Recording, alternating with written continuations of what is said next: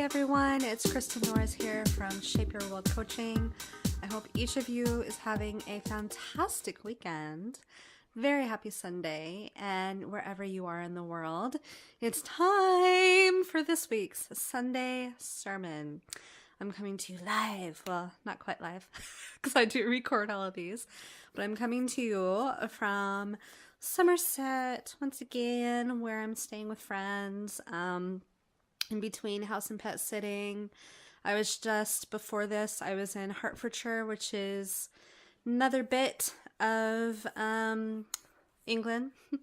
And after this week-ish, I go on to Germany, to one of the places I house and pet sat for last summer, and they've asked me to come back, which is super cool. I'm excited about that.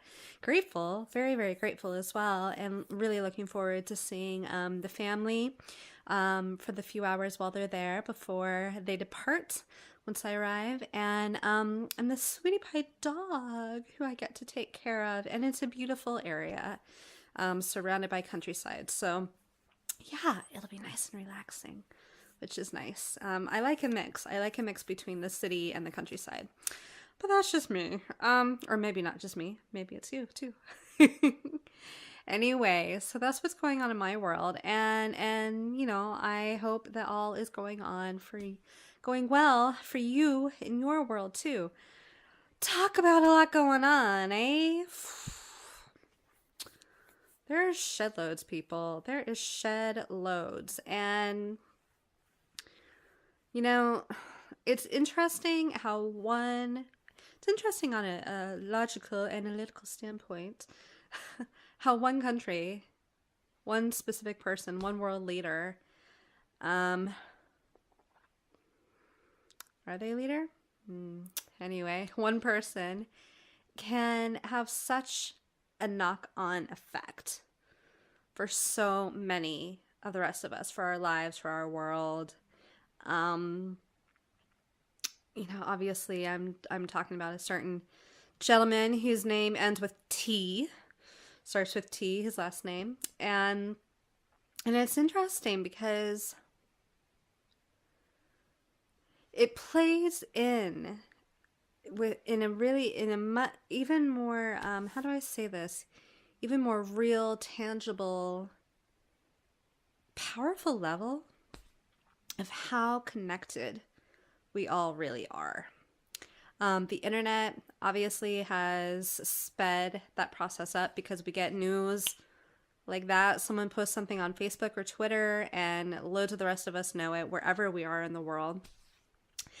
Planes, the invention of aircraft has sped that up as well, allowing us to see so many different bits of the world and to make friends during our travels and to keep in touch via the mediums such as, via technology such as mediums like Twitter and Facebook and so on.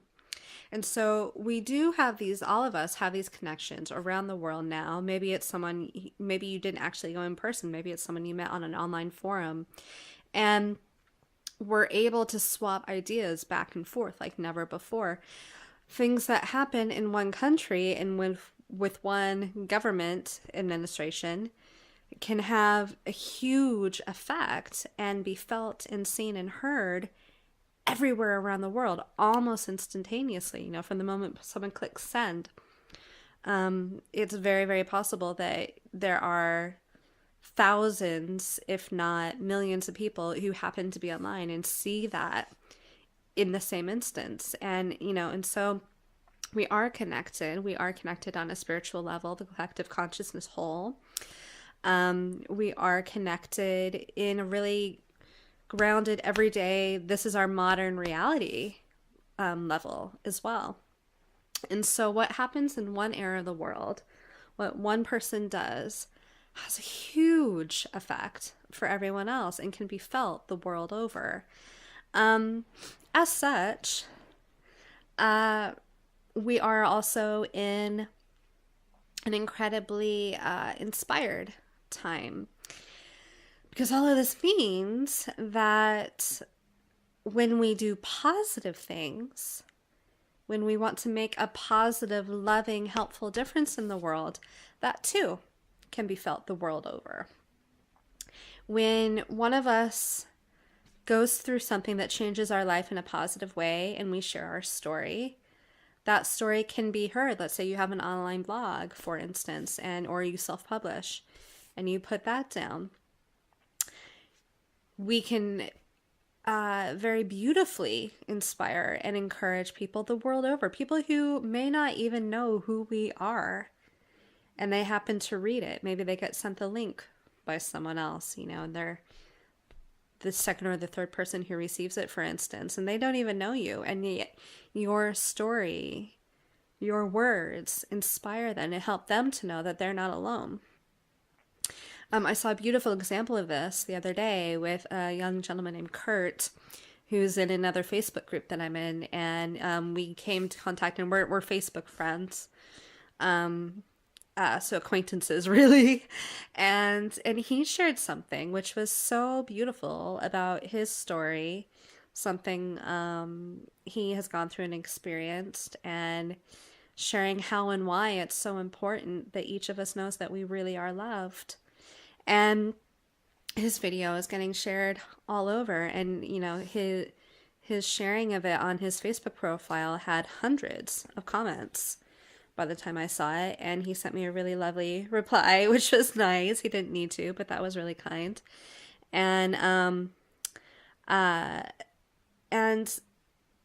things that we do, the things that we go through, when we open ourselves up, when we open up our souls and our minds and our hearts, when we want to make a positive difference in the world, we can do that in really tangible, big, powerful ways. It's really easy and also very understandable if anyone feels disempowered right now, discouraged, angered, afraid, all those things. There's a lot of what can feel like chaos going on in the world and on our planet right now, whether it's due to a few individuals or huge groups. And it can be very understandable for anyone to look at those things, to look at what's going on in the world, and to say,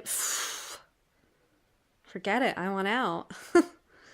And to sort of shut themselves down from the world, maybe to disconnect.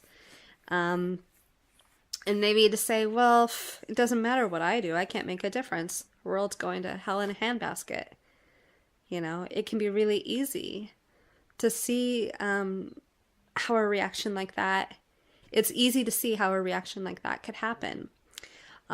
Equally, maybe someone sees everything that's going on and says, well, you know what? I'm not going to trust anyone anymore, because we obviously don't care about each other, and our world is full of people who hate one another and are willing to commit these horrible crimes. Really understandable reaction, quite frankly, and it's one of lots of different reactions that we could have. Here's the thing, though. We all have a choice. We all have a choice. None of us is ever truly disempowered.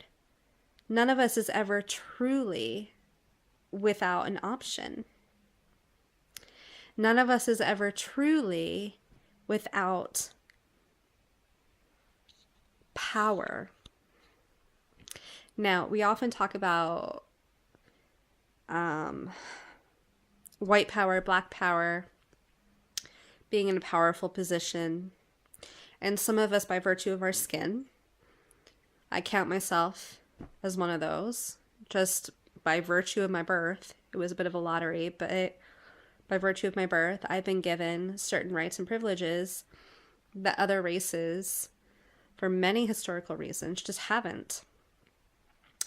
And, we're in a time, in a place, in a space in our world where that stuff is changing, and where attitudes are changing, and we are able to make a difference and help put our viewpoint out, help the world, help inspire others to want to help, to want this world to be a better place. We're able to connect with one another and share our thoughts, our backgrounds, the things we go through in our daily lives, and we're able to connect with one another in a much more well, sped up an incredible way in our world right now, via technology and so on, than virtually ever before, for what many of us know of our conscious linear history.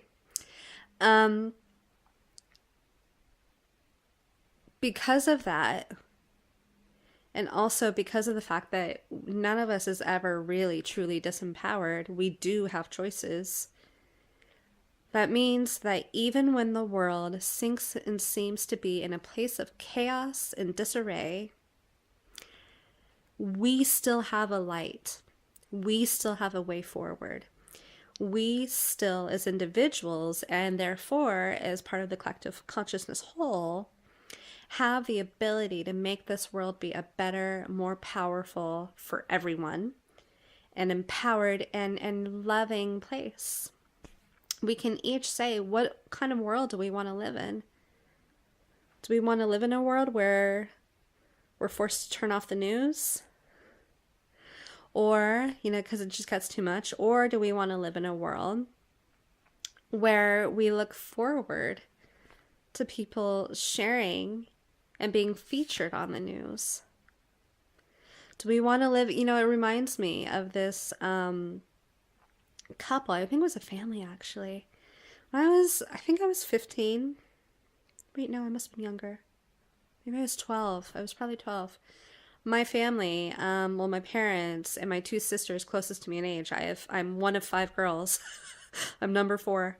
And so number 3 and number 5 and I went with our parents on a road trip. We went, I grew up in Boulder, Colorado. We went down to Santa Fe to visit family for a family reunion on my mom's side. And then we went from there over to San Diego. First time I saw the ocean. That was amazing. I loved it. Loads of amazing things about the trip. One of the things that stuck out for me, and I've always remembered, is on the way back, I think it was. And because we camped a little bit along the way, various campsites, and it's not like in England. In England, when people go camping, it means a lot of times that they're in a trailer right next to their neighbor, right next to that person. In the US, when we say camping, we mean usually that you're out in the middle of nowhere. You could be near others in campsites that are separated by loads of trees, so you get some privacy, but you might see someone kind of like, 100 yards down, or you might be the only people for miles. Anyway, we were camping in one of these places, and I remember a family on the way back, and they were talking to my parents, and they were from California, I think, and they were talking about how much, because we had gotten into southern Colorado by that point, and how much they loved reading the newspaper and seeing what was on the news, on the TV. I think they had a TV in their RV. Fancy. And, the fact that people were reporting who made the Little League team for baseball. That was the news. And, what they had gotten used to in California at that point, and that was the first time I experienced any of this. So, how old am I now? So that's like 17 years ago. And, was that, or maybe it was 27 years ago. Gosh. Anyway, no, 17. Okay. But that was the first time I experienced that, where people were expressing that their life was different than what I was used to, and that they were from a place where things were a lot more violent. And that was becoming their norm, and they didn't like it. Well, they had a choice, and they were choosing and seriously considering moving to Colorado. For what they saw as a different way of life, a better, in their viewpoint, a better way of life for their children, for them. Less scary, perhaps. And that's an example where we all have a choice. Another way we all have a choice, and we can all be empowered, even in situations where we feel disempowered, is we can decide for ourselves how and why and if things are going to affect us. We always have a choice. We always do, even if it feels really difficult. or scary potentially to realize that for ourselves. I've been in those situations in my past. I've been in situations where various ex-boyfriends, shall we say, were not great relationships, all of them. And some of them are amazing and we're still friends. Some of them not really. And not everyone I'm not a friend with, by the way, if you're watching this, not everyone who I'm not actively friends with means it was a bad relationship. But anyway, and so some of them were really not great at all and really damaged me at the time emotionally and really scarred me. And I sought treatment and help and support in being able to get over those things and being able to build back my self-esteem and empower myself and to heal from what I had been through. And I remember at one point during one of those support sessions for me, when I was seeking treatment and help for my healing, that the woman who was helping me with all of it, she said something like, I'm remembering back, she said something like, you know what? I know this feels scary. I know it feels like you're always going to be stuck with this. I know it feels like the fear and the anger and everything that person said to you about who you were, because that was another feature of the relationship. It was very much breaking down and belittling me. And I remember she said, you know, I understand if it feels like that is who you are now. And if maybe what that person said was true. But the thing is, you're not disempowered. The thing is, you do have a choice. You can decide for yourself if this is going to continue to haunt you. You can decide for yourself what kind of person you want to be.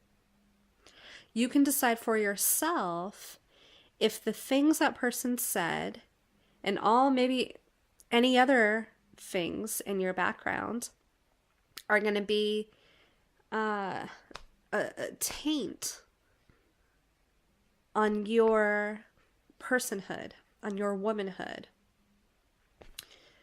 She didn't use these words, but I realize now also on my energy, my soul. And that was the first kind of glimmer where I really realized, and it started to click in a deeper way, that actually, even when it feels like there is complete chaos going on and we're always going to be stuck, I suppose, or disempowered or disenfranchised, we always have a choice.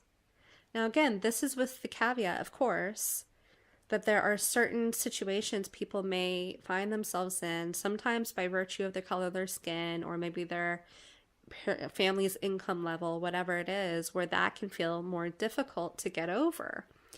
I firmly believe, and I've seen, and I believe this through examples I've seen of others who have been born in really difficult situations, that and raised in difficult situations and so and been through really difficult, horrific things, that the fact that we always have a choice of how things are going to affect us means that person A, who grows up, maybe their family really doesn't have a lot of money, maybe there's a lot of crime around them, maybe they've been in really difficult relationships where their self-esteem was dragged down as well.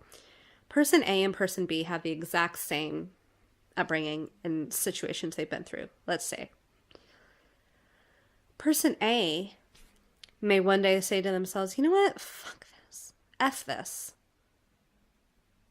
My life needs to be better. I deserve better. I don't know how, I don't know what I'm going to do, but I know deep in my heart, in my soul, things need to be different and I need to make a change.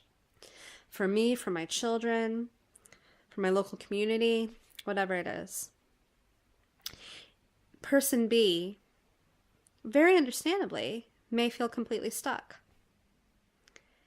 may continue to find themselves in these situations and where their self-esteem gets lower and lower and lower, may find themselves in acting out in ways or taking actions and doing things that continue to lower them, continue to make them feel ashamed, let's say, for instance, or bad about themselves as a person. Same situations they've gone through. But person A got to the point and made a conscious choice and decision and declaration to themselves as well. Made and gave and voiced that intention that they deserve better. Maybe their children deserve better if they have children as well. And that they're going to make sure that that happens. Something better. Whereas person B just hasn't been able to get to that point. Just hasn't felt that way. And maybe feels really scared to even think it could be possible. And so you see, we always have a choice. Now, it doesn't mean that person A is any better than person B. Of course not. Equally, it doesn't mean that person B is any better than person A. It's just different. And we all have choices. You know, we can look at world events and we can feel really disempowered. And we can become bitter or angry or cynical or, I don't know, all spectrum of things, scared. That's really understandable, very reasonable. But the thing is, we all have a choice. It all comes down to choice. Are you going to continue to let that stuff affect you? Are you going to continue to let your own personal circumstances affect you? Are you going to continue to let your past haunt or affect you? Or are you going to finally allow yourself to get to the point where you say, you know what? Fuck this. I deserve better. It scares me to even think it. It scares me to voice it, but I deserve better. I know that, even if it's a little glimmer, tiny little flame inside, tiny little voice. That's, you know, even if it scares you to listen to that voice, you deserve better. We all do. Our world deserves better. There's been a lot of debate in recent days, 'cause it's not even like it's been weeks since everything happened in Charlottesville, and I think what happened is giving a lot of people room for pause, understandably, once again. And chances are, whatever it is that you would like to be better in your life and your world, Charlottesville probably wasn't the catalyst for that. Chances are you've known for a lot longer. But Charlottesville may have been the flame, the spark that you needed to ignite the flame for you of, you know what, enough is enough. Not only does our world need to be better, but I deserve better in my life and in my world, my business, my relationships, for my children, whatever it is. And so, you know, that's the thing.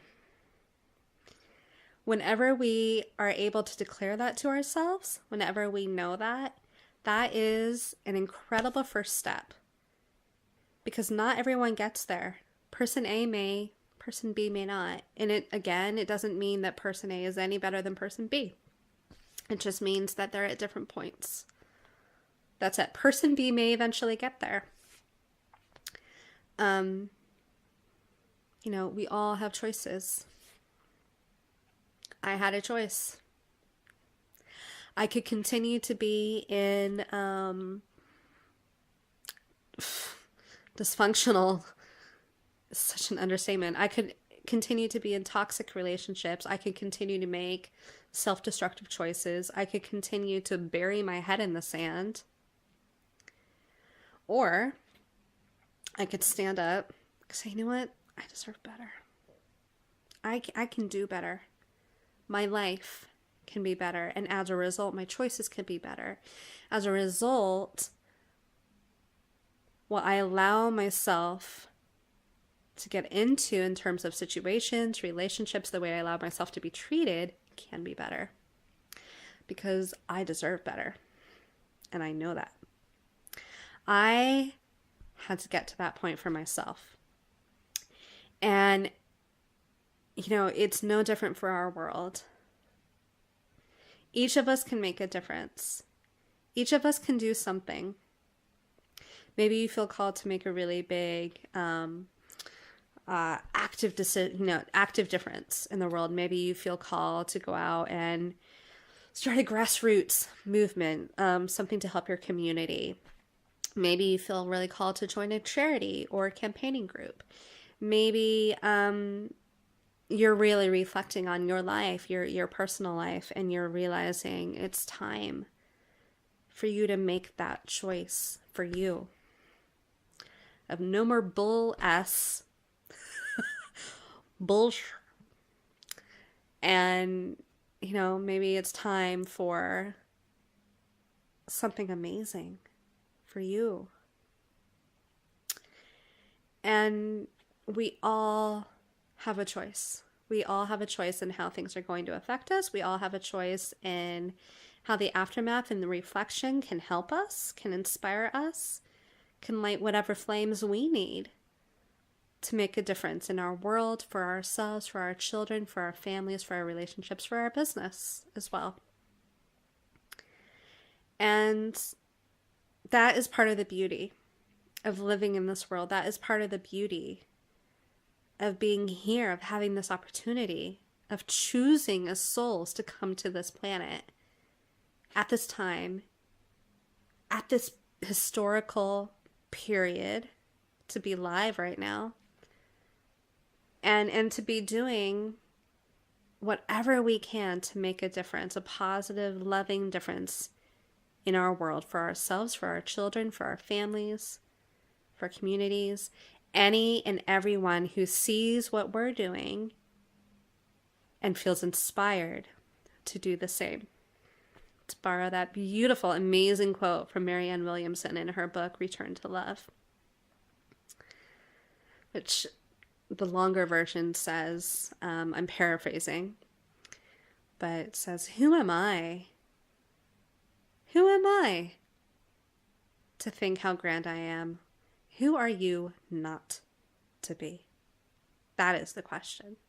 For it is not your darkness that scares you, but it is your light that frightens you most, that frightens us all most. You are a child of God. You can insert creator, source, Allah, whatever you call it, but you are a child of God. And your light, again, I'm paraphrasing, your light is needed in our world. For when you stand up and make a difference and shine your light, you unconsciously give others permission to do the same. And that's how this world works. And we've each chosen to be here at this time, in these bodies, with all of our backgrounds, everything we've been through before, and to be where we are now, in this moment, specific time and place in the world. So what will you do? What will be your step forward? How will you shine your light to help others in our world? And to help those who see you and everything you're doing and do going forward be inspired so that they can do the same for themselves in whatever ways work for them. What will you do? I'm thinking of each and every one of you. I'm sending you so much love, everybody. Part of my soul mission is to help each of us to heal. Obviously, I have my own journey with all of this. But I know that part of why I went through all of that is because it helps me to relate to people, because I know what it's like. And I've healed, and I'm on the other side. And each of us has the ability to do the same. We may need help with it, like I did, but we all have the ability to come through the other side, and it is glorious. It is beautiful. I almost want to start crying thinking about it because it means so much. It really does. And, you know, we all have that ability. You do too. So, what will you do to make a difference in your life, in your world? Remember, you truly do have the ability to create your own destiny, and you have the ability to shape your world how you want it to be. Remember that. Shape your world, because we need you to. We need your love to shine through, as it will when we heal. Get rid of all the stuff we don't need anymore. When we release it, and or help it to shift into something better in what we do want. I'm thinking of each and every one of you, sending you so much love. And if you have any questions, please do not hesitate to get in touch. All of my contact details are always at the end of these videos. Thank you for watching. Thank you for you. Thank you for your spirit. Thank you for all you do. Bye, everyone. Bye for now.